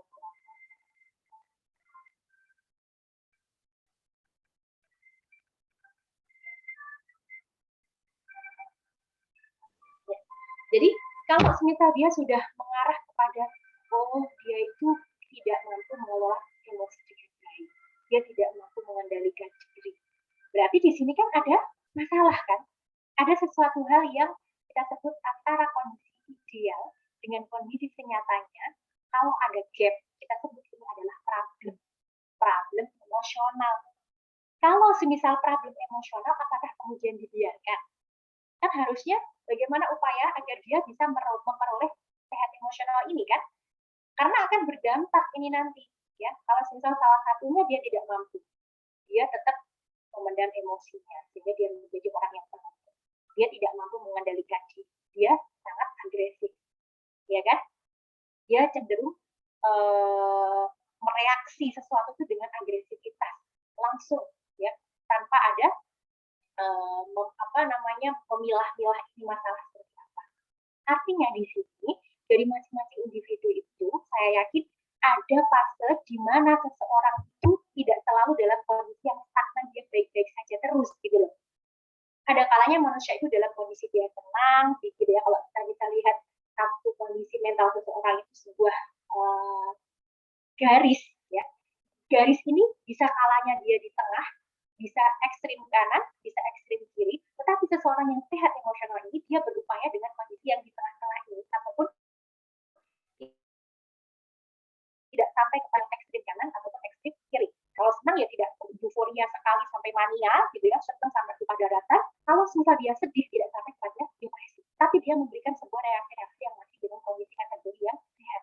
Nggak apa-apa, kadang memendam emosi juga masih nggak apa-apa, asal pada kategori yang wajar, sedang ringan, nggak apa-apa. Seseorang kecewa tuh nggak apa-apa, sedih itu juga nggak apa-apa, itu bagian dari sesuatu hal yang penciptaan dari Allah. Manusia punya ya naluriah atau secara alamiah emosi itu ada. Kadang nggak bisa mengendalikan diri, ya wajar lah. Kadang namanya kita pada kondisi masih tertekan pada kondisi masalah yang berat, kita nggak bisa mengendalikan diri saat itu. Tetapi kita punya kesempatan untuk setelah itu kita komitmen, ya taruhlah kamu punya komitmen, oke, saat ini saya masih belum bisa berdamai dengan kondisi ini. Saya masih belum bisa memberikan solusi terhadap masalah ini. Coba saya mau cooling down dulu, gitu ya. Saya masih mencoba memahami masalah ini seperti apa dulu permasalahannya. Baru setelah itu boleh dia masih nggak terima gitu ya, masih ingin mengurung diri, tapi jangan lama-lama gitu ya. Tapi kita harus punya komitmen, oke, saya punya satu hari, saya ingin meluapkan semua kekesalan saya ingin meluapkan emosi saya yang sedang saya rasakan ini satu hari. Selebihnya saya akan move on, selebihnya saya akan bisa memberikan sebuah respon yang lebih sehat. Ya, nggak apa-apa orang nangis sampai di kamar berhari, tapi dia punya komitmen gitu loh ya, nggak akan berlarut-larut terus-menerus. Setelah waktu yang sudah ditetapkan itu tadi, dia harus move on, dia harus berkomitmen untuk melakukan apa yang seharusnya dia lakukan. Gitu ya. Jadi artinya ini adalah sebuah kondisi ideal. Dan saya yakin masing-masing dari individu itu punya fase-fase di mana dia dalam kondisi sangat baik-baik saja, biasa, sangat tidak baik-baik saja. Tetapi bagaimana seseorang ini tadi, ya, kalaupun dia tetap masih mau memendam emosi, masih belum bisa mengenal emosi diri dan orang lain, masih bisa belum memberikan pilihan yang tepat ketika dia dalam kondisi situasi sulit, manusia masih punya kesempatan belajar. Itu berbeda. Tergantung apakah dari individu itu mau memanfaatkan kesempatan itu atau tidak. Itu kan juga akan berpengaruh terhadap dari kondisi kesehatan dari individu. Begitu Mas Deva. Masa iya kita sudah belajar gitu ya, kita sudah mengalami kalau misalnya saya tidak memiliki tidak mampu mengambil pilihan yang tepat, masa saya memilih gagal terus, masa saya memilih dalam kondisi terpuruk terus, kan akan berdampak dalam kehidupan keseharian kan pastinya. Sangat nggak nyaman sekali loh menjadi orang yang tidak mampu mengenal emosi diri, sangat nggak nyaman sekali ya kan menjadi orang yang tidak mampu mengenal emosi. Nah intinya manusia punya kesempatan untuk belajar gitu ya, dan mau mengupgrade diri, merefleksi diri apa sih yang kurang, apa yang harus saya perbaiki kan gitu ya. Dan ini juga butuh literasi gitu ya, dan dalam perubahan perilaku sendiri kan ada 3 cara, ada insight, pemahaman, ada literasi gitu ya, ada pemberian edukasi. Yang kedua dengan cara conditioning, kebiasaan. Awalnya dipaksa ya, setelah dipaksa dia bisa melakukan itu dan pada akhirnya terbiasa, bisa menjadi sebuah habit. Yang ketiga dengan cara modeling, dengan contoh. Contoh kita, awalnya dia sangat reaktifnya terhadap satu masalah itu langsung temperamental, ya, langsung kalau dengan sesama laki-laki gitu ya, ayo nanti kita baku-hantam gimana gitu ya. Ini sesuatu hal yang kebiasaan yang sudah terbentuk sebelumnya, ketika akan ada sebuah perubahan itu butuh perjuangan yang luar biasa. Gitu kan? Dengan cara apa? Awalnya dipaksa dulu. Bahkan lah untuk diri kita sendirilah. Ada kalanya kita itu mengikuti hawa nafsu kita kan, males gerak, males ngapa-ngapain, seharian cuma ya udah rebahan, scrolling HP, tidak produktif. Nah, ini sesuatu hal yang harus dipaksa loh sebenarnya, gitu ya.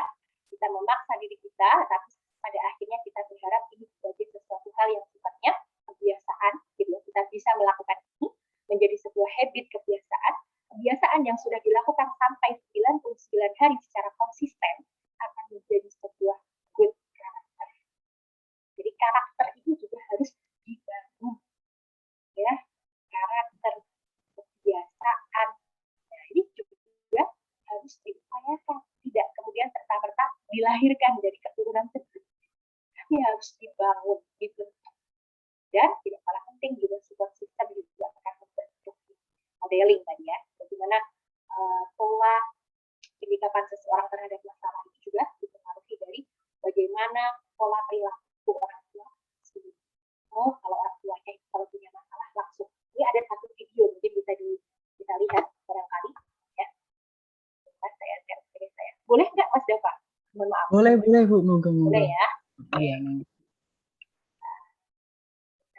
Mungkin dari peserta yang lain mungkin bisa menyampaikan pertanyaan, silakan. Ini sudah ada beberapa yang masuk juga sambil menunggu.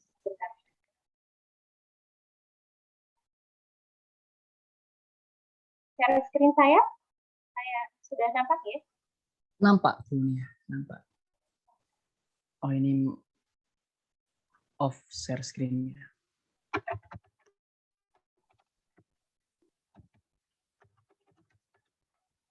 Oke, ini sudah.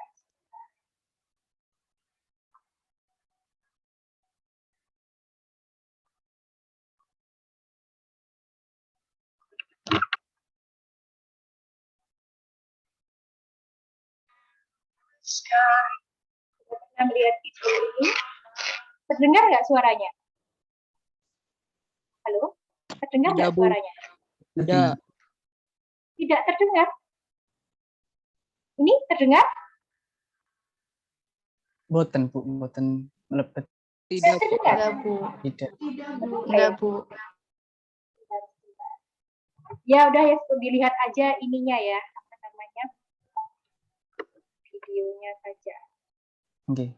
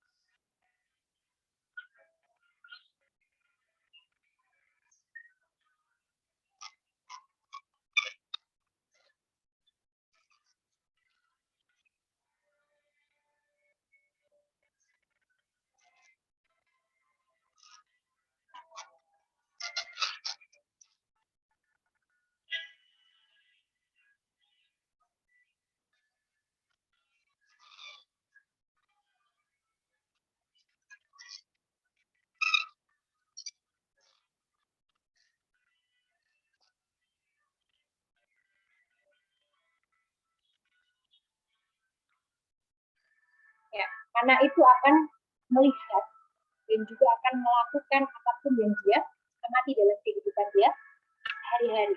Ya, maka berhati-hatilah, jadilah seseorang yang mampu memberikan pengaruh yang positif buat anak-anak atau ya keluarga kita, gitu ya. Intinya di sini bahwasanya ya, dari segi modeling, gitu ya, model ini juga sangat berpengaruh terhadap bagaimana cara secara emosional, gitu ya, secara respon emosi afeksi yang dimunculkan oleh individu itu juga berpengaruh atau dipengaruhi oleh orang tua. Begitu Mas Deva, mudah-mudahan menjawab. Ya. Nggih, matur suwun, Bu. Oke. Selanjutnya ini ada pertanyaan, Bu, dari Mas Fajri.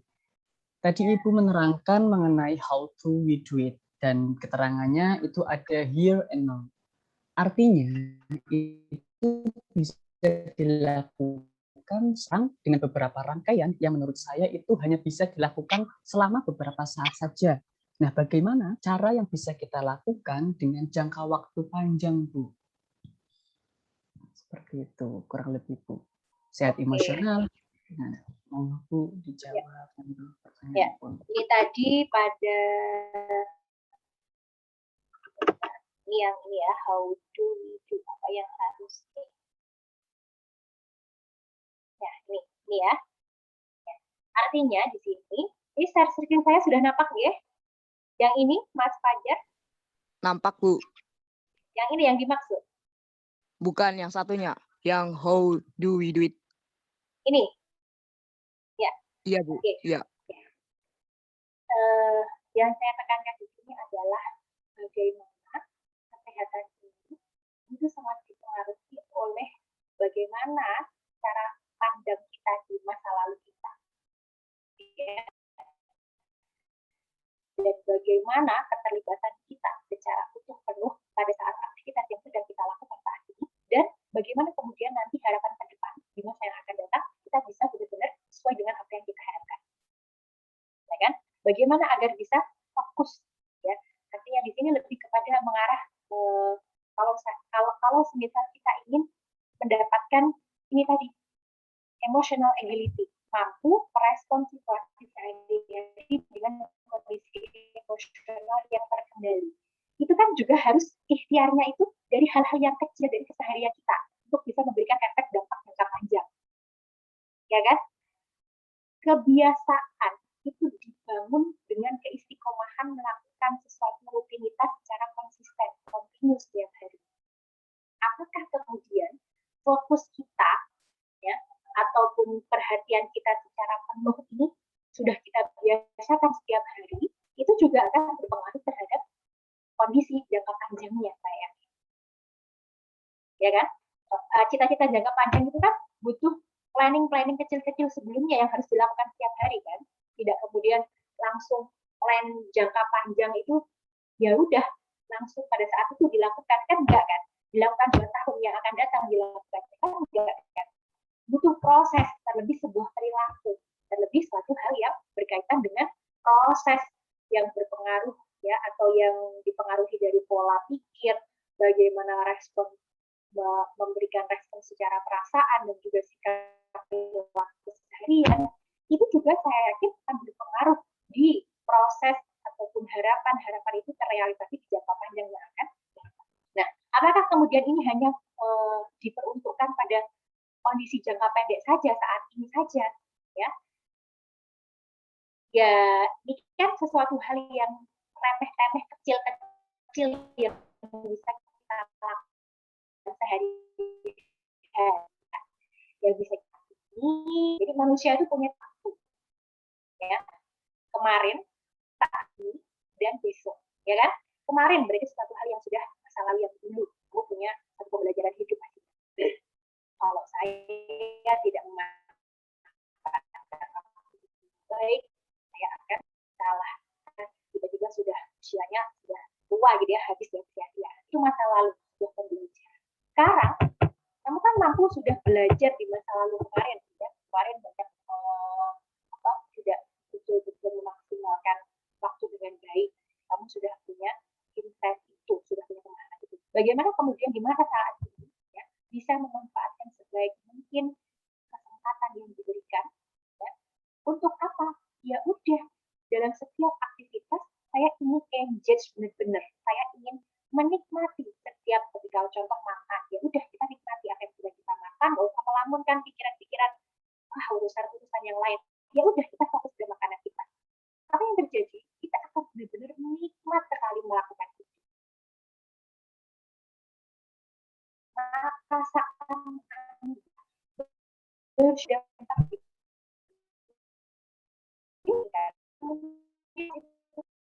dan bagaimana analisis saat ini kalau kita khusyuk itu loh, kan berarti kita lakukan saat ini kan dengan aktivitas yang sedang kita lakukan, tumainah, khusyuk, muraqabah yang sedang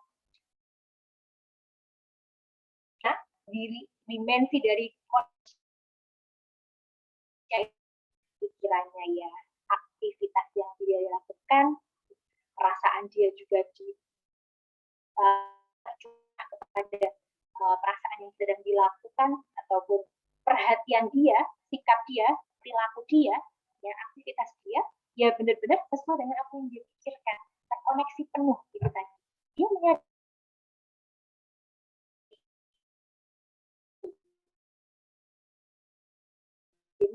kemudian nantinya akan membentuk skill emotional agility, membantu individu untuk mampu memiliki kondisi emosional yang terkendali dalam merespon masalah-masalah yang dihadapi dalam kehidupan sehari-hari, yang tentunya ini akan memiliki efek jangka panjang. Ya kan? Satu cita-cita jangka panjang di usia 5 tahun yang akan datang itu butuh realisasi planning jangka pendek sebelumnya. Tidak kemudian langsung bisa terrealisasi saat ini juga, kan begitu ya. Nah, begitu Mas. Mungkin ada tanggapan dari Mas Fajar? Pripun Mas Fajar? Nggih, dari pertanyaan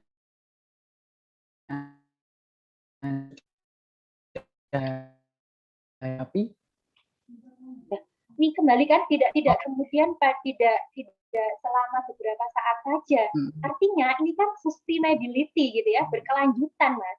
Ya, tidak kemudian saat ini semangat, udah 2 minggu rehat, nggak ngapa-ngapain, 2 minggu nggak melakukan ini. Olahraga dia sudah punya niatan ingin turun badan, dia ingin diet, tetapi dia tidak istiqomah pada prosesnya. 1 hari olahraga, dia jogging, dia melakukan olahraga ringan. 2 minggu berikutnya dia nggak melakukan apapun, ya nggak akan ada perubahan kan pada akhirnya. Jadi satu keterampilan psikologis, keterampilan sosial emosi itu butuh kesanggupan secara berkelanjutan kita secara terus-menerus dilakukan, tidak boleh setengah-setengah, tidak boleh kemudian jongcing ya bahasa kita gitu ya, ada semangat, 2 minggu nggak ngapa-ngapain, semangat lagi, tertrigger, semangat lagi gitu, enggak lagi. Nah itu kan nanti juga pada akhirnya berdampak tidak akan sesuai dengan yang diekspektasikan jangka panjangnya. Itu sih menurut saya, monggo mungkin nanti ada tanggapan. Nggih, matur suwun Bu. Jawabanipun. Ada lagi satu pertanyaan ini dari Mbak Inka. Izin bertanya, tadi dijelaskan bahwa tertawa bisa meningkatkan jumlah sel darah putih untuk melenyapkan pemicu penyakit yang masuk dalam tubuh. Nah, pertanyaannya, apakah harus dengan tertawa terus-menerus supaya tidak ada penyakit yang menyerang? Dan bagaimana cara untuk bergembira di masa pandemi sekarang ini? Oke, pertanyaannya luar biasa ya. Membuat kita tertawa juga ya, monggo tertawa. Oke ya, tertawa, kepribadian humoris itu adalah sebagian salah satu yang mampu gitu ya merilis tadi sel darah putih gitu ya di dalam tubuh kita yang di situ bertugas untuk berperang dengan penyakit-penyakit kan gitu. Sebagai salah satu saja Mbak. Jadi yang lainnya tuh ada faktor yang lain yang berpengaruh ya. Tetapi ini bisa kita upayakan, kan ini berkaitan dengan sikap perilaku sehari-hari. Kita biar tidak terlalu sepaneng serius terus kan, kita juga butuh ketawa, kita butuh ya santuy gitu ya, bahasa kita gitu ya, bersantai, gojek, bercanda dengan orang lain, biar hidupnya nggak terlalu sepaneng gitu ya. Orang sepaneng tuh nggak menyenangkan, nggak stres loh pada akhirnya kan. Jadi ada kalanya kapan kita harus fokus dengan keseriusan, seriously gitu ya. Tapi kapan pada saat tertentu kita harus tahu tempat, tahu kondisi, kita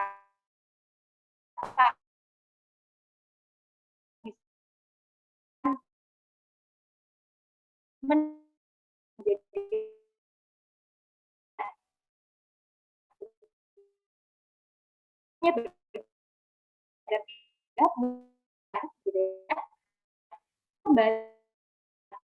dengan kita, kreasi dari kita, kreasi dan yang tidak kalah penting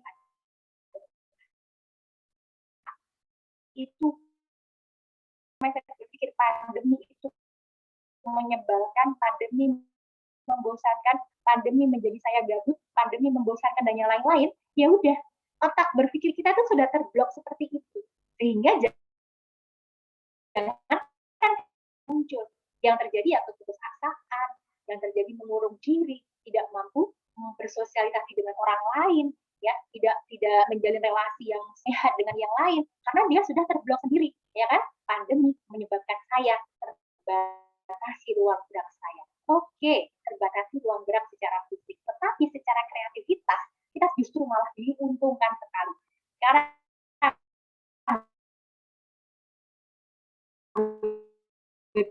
harus hadir dalam satu tempat yang sama, gitu ya. Tidak harus kemudian nyewa gedung, tidak harus menyediakan konsumsi, sudah makan di tempatnya masing-masing. Coba kita berpikirnya lebih kepada positif. Mana Mbak Inka? Dia bisa di-mute.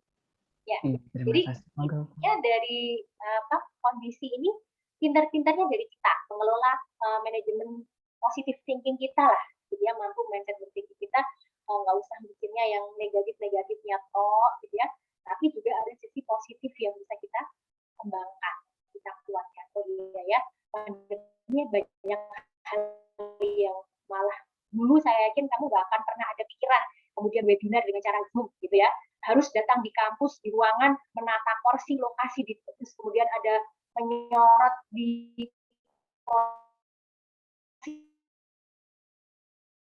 baru, tapi kita diuntungkan sebenarnya asal kembali lagi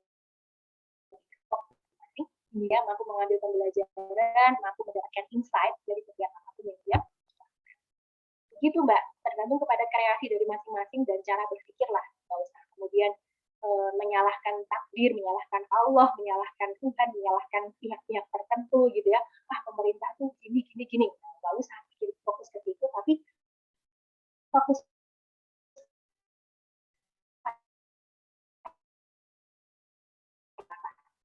saya tidak gabut ya.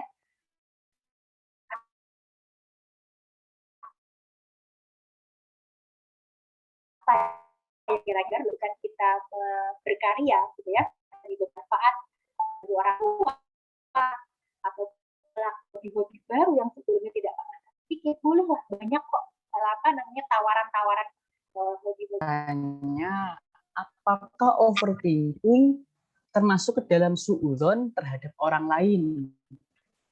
Nah, lalu bagaimanakah menciptakan pikiran agar selalu positif? Terima kasih, Bu. Pertanyaan ini juga sebenarnya mewakili banyak orang ya, saya yakin ya, di masa pandemi ini overthinking yang banyak muncul gitu ya, karena memang kondisinya mendukung itu, bilalah gitu ya, sehingga wah ini jangan-jangan gitu ya, jangan-jangan nanti seperti ini kan gitu ya, sering kali kita sudah menyimpulkan sendiri ya. Ini ada sebelumnya, ini ada berkaitan dengan apa sih overthinking itu.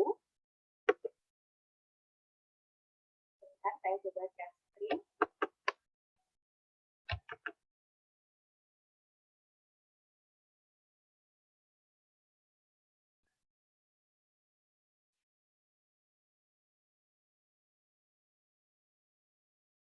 Ya.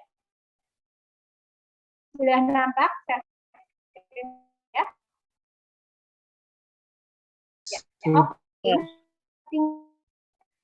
Overthinking yang sering pada orang yang terlalu banyak berpikir, namun ya orang tersebut seringkali memikirkan hal-hal sepele yang secara berlebihan ya, dan penyebab overthinking ini tidak diketahui secara pasti, namun sikap terlalu banyak berpikir ini biasanya ditunjukkan oleh orang yang memiliki mental illness seperti gangguan kecemasan. Nah, ini definisinya juga banyak disampaikan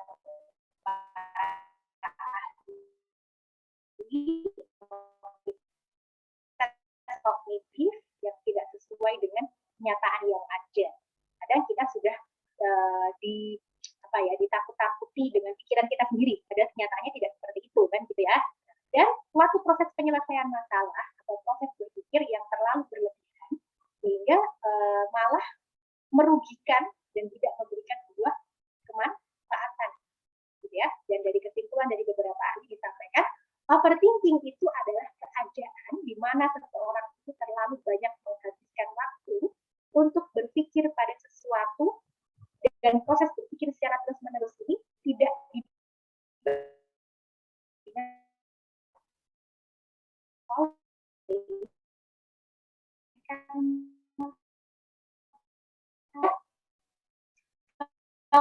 fokusnya pikirnya dia sendiri, tidak pada masalah yang sedang dihadapi, ya kan? Nah, tanda-tandanya apa? Juga mengkhawatirkan masa depan, membuat sesuatu itu menjadi rumit, sulit membuat keputusan, ingin semua serba perfect, selalu memikirkan pendapat orang lain. Nah, nanti ya gimana ya kalau saya penampilannya seperti ini, nanti gimana pandangan penilaian masyarakat gimana? Dia sudah habis untuk pikir yang sehat bagaimana itu juga berdampak kepada kondisi kesehatan hati, ya. Ini sudah ada riset juga. Nah, ini cara mengatasi. Bisa ini berdasarkan riset, kita mempunyai perasaan bersyukur. Nah, alihkan perhatian dan pikiran ya pada hal-hal yang lebih kepada ya udah fokusnya kepada masalah. Jangan fokus pada pikiran kita sendiri. Minimalisasi pikiran yang tidak penting, hindari berekspektasi tinggi, dan tanamkan hal-hal yang lebih wajar jika jika apa yang diharapkan itu tidak sesuai dengan yang sesuai harapan, gitu ya. Fokuskan pikiran pada solusi daripada fokus pada masalah yang dihadapi. Jadi kadang-kadang kita sudah masalahkan masalahnya, diceritakan masalah terus nggak selesai-selesai. Tapi dia nggak fokus kepada kira-kira solusinya apa dari masalah ini, ya kan? Cerita pandemi itu ini bosanin, cerita daring gitu ya, dampingi anak. Cobalah cari solusinya apa dari masalah ini, kan gitu ya. Lihat kesalahan dari sebuah sisi yang positif, sehingga secara perlahan dapat menerima keadaan yang terjadi. Dan ya, jangan biarkan diri kita tenggelam pada penyesalan. Tuliskan apa yang difikirkan. Kalau memang ini perlu menjadi satu treatment gitu ya. Sisihkan waktu yang khusus untuk me time. Kita barangkali kita belum benar-benar bisa mengenali diri kita, gitu ya. Boleh ya sisihkan waktu me time, semakin mengenali apa sih saya kalau lebih cenderung overthinking ya. Coba ya apa yang bisa dilakukan. Sabotase diri sendiri saat mulai overthinking. Ingat, segala apa yang saya pikirkan belum tentu benar kenyataannya, gitu ya. Kalau sudah mulai menuju ke sana, istighfar, astagfirullah, nggak benar gitu ya. Itu juga bisa menjadi sebuah treatment, gitu ya. Nah, stok pada diri kita sendiri. Ini nggak benar, gitu ya. Ataupun coba cross check sebenarnya kebenarannya seperti apa. Dan jangan banyak ubah lingkungan kita kalau perlu. Kalau misal pandemi menjadi membosankan, overthinking, coba hal-hal yang baru gitu ya, dan paksa otak kita untuk berpikir menyelesaikan sesuatu, bisa juga dengan olahraga ataupun aktivitas lainnya. Itu juga bisa menjadi satu solusi yang bisa dilakukan.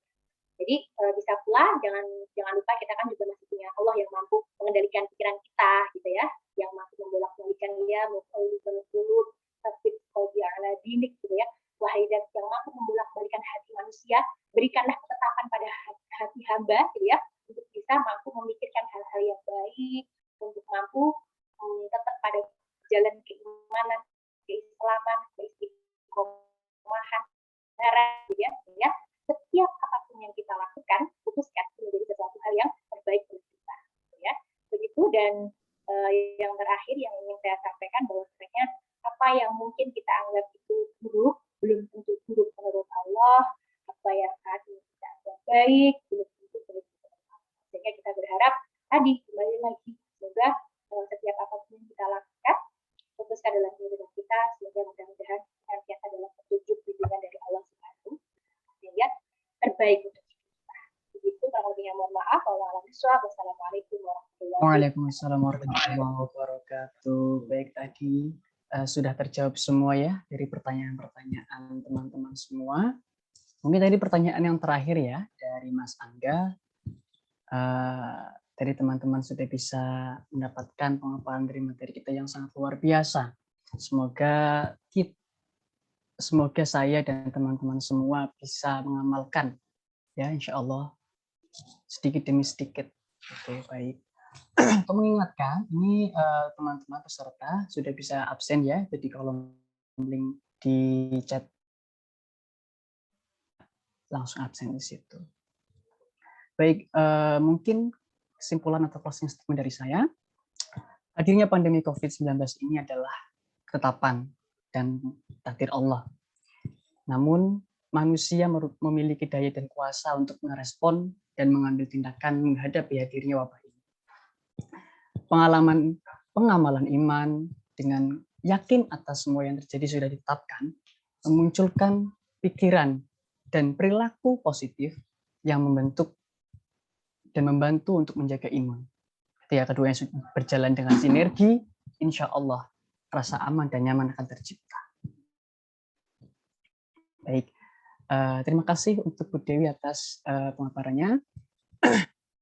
Saya selaku moderator minta maaf kalau ada salah kata. Yang lebihnya mohon maaf. Terima kasih juga untuk teman-teman, untuk peserta yang sudah bertanya, sudah aktif, sudah ikut berpartisipasi webinar pada kali ini.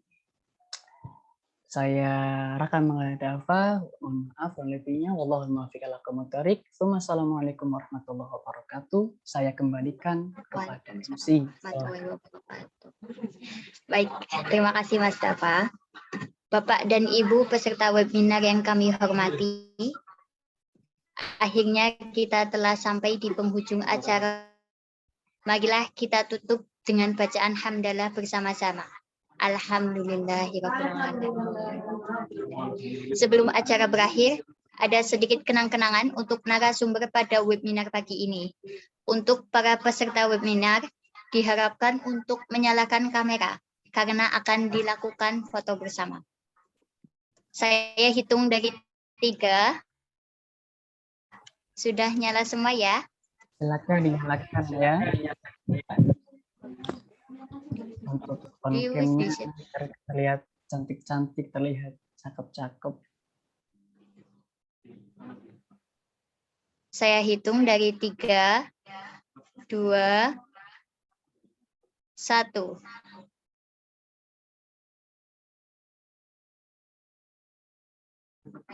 Terima kasih. Diulangi ya, karena ada yang belum on cam. Saya hitung dari 3, 2, 1. Baik, untuk slide selanjutnya, siap-siap on cam.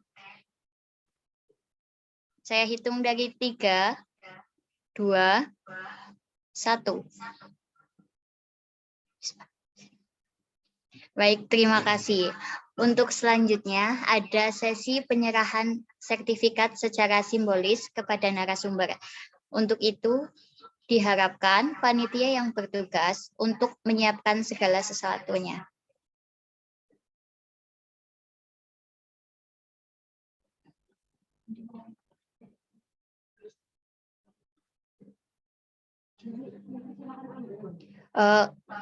Untuk itu, silakan sebagai koordinator desa KKN UIN Wali Songo Semarang, kelompok 50, Saudara Andre Afrianto, untuk memberikan sepatah dua patah kata.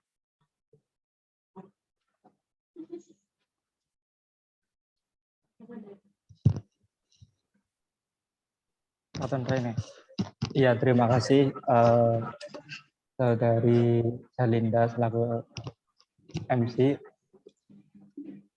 Ini Bu Dewi Huruna ini, saya ucapkan terima kasih. Saya selaku perwakilan dari KKN kelompok 50 mengucapkan banyak terima kasih karena Ibu sudah mau bergabung dengan kami, sudah mau memberikan ilmunya kepada kita semua. Semoga tadi apa yang Ibu sampaikan bisa bermanfaat untuk kita semua di kemudian hari. Dan mohon maaf Bu, saya selaku perwakilan dari kelompok KKN 50, barangkali tadi selama jalannya acara ada beberapa kendala-kendala teknis yang mungkin mengganggu jalannya acara. Jadi saya selaku perwakilan dari kelompok KKN 50, mohon maaf yang sebesar-besarnya. Selanjutnya mungkin mudah-mudahan pertemuan kita pada hari ini merupakan awal pertemuan kita untuk pertemuan selanjutnya. Mohon untuk sertifikat ini mohon diterima gitu. Terima kasih, saya terima deh. Saya juga ucapkan terima kasih sudah diberi kesempatan. Mohon maaf kalau belum maksimal begitu ya, intinya semoga bermanfaat.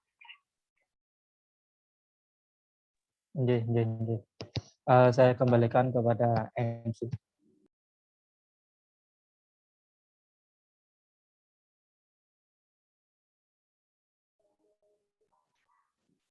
Suaranya tidak masuk, Mbak Seli. Oke, akhirnya saya Selinda Rahma Indah sebagai pembawa acara sekaligus mewakili panitia yang bertugas hari ini pamit undur diri.